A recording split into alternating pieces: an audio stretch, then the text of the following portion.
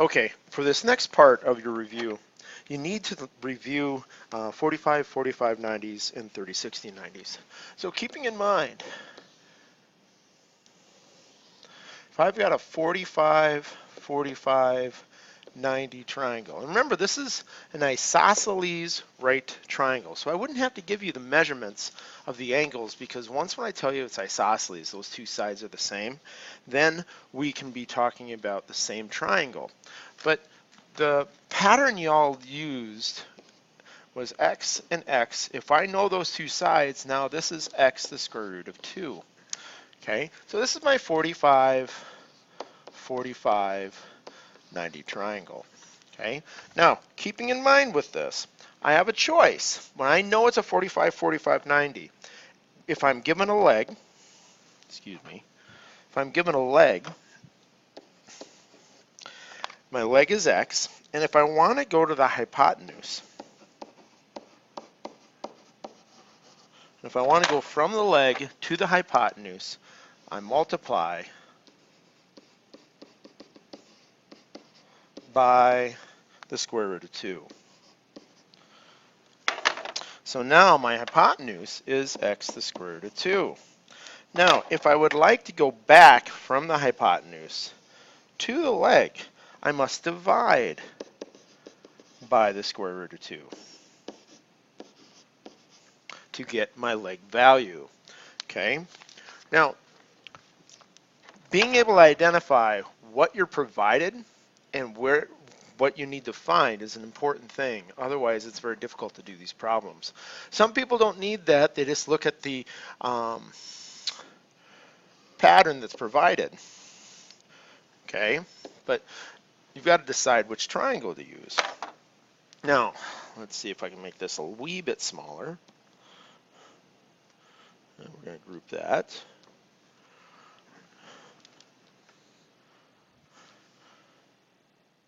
Okay. Now, if I'm looking at a 40 from a 45-45 and I look at the 30-60 90, I'm looking away from that 45-45 and I'm talking about a 30-60-90 triangle. Now, when I'm doing this, you got to keep in mind my triangle is going to be 30, 60, 90. And by the way, these are the only measurements that work for these patterns. So now, when I was working with 30, 60, 90, you were provided that it was x, and the hypotenuse is 2 times x, and that the leg is x times the square root of 3. Now, you got to keep in mind that this really runs around the short leg.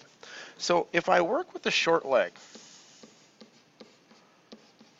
and the short leg is x, and then I've got the long leg, and then I have the hypotenuse. Okay, the short leg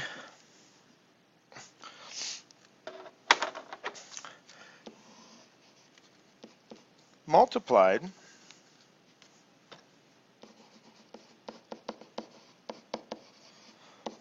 by the square root of 3 is my longer leg. Okay, now keeping with that, the short leg multiplied, well, let's keep my multiply on top. The short leg multiplied by 2. So multiply. Okay, now after I multiply by 2, I get my hypotenuse value, which is 2x. Okay, so the short leg times 2 is the hypotenuse. The short leg times the square root of 3 is the longer leg. Okay, so keep that in mind. Now, when we're coming back from those, if I was going to come back from the longer leg,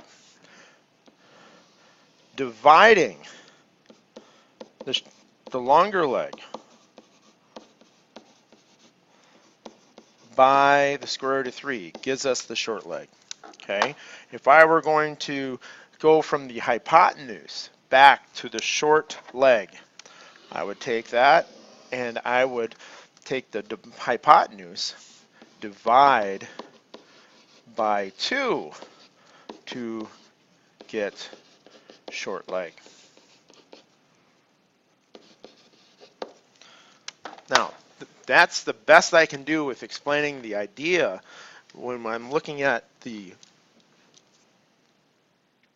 pattern here to go from my hypotenuse to the short leg. I divide by 2. To go from the short leg to the long leg, I multiply by the square root of 3. To go from the short leg to the hypotenuse, I multiply by 2. To go from the longer leg back to the short leg, I divide by the square root of 3.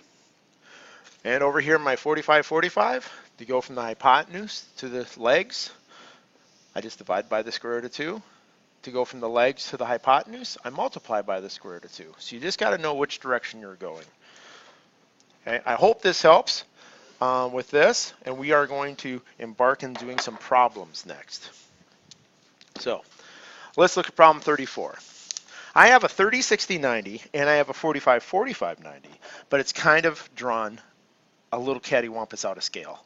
Okay, if this is truly 90 degrees and this is 45, this must be 45 degrees as well.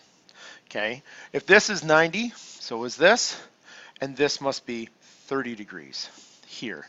Okay, so it's drawn a little out of scale as we work with it, but it's still possible to get it all done.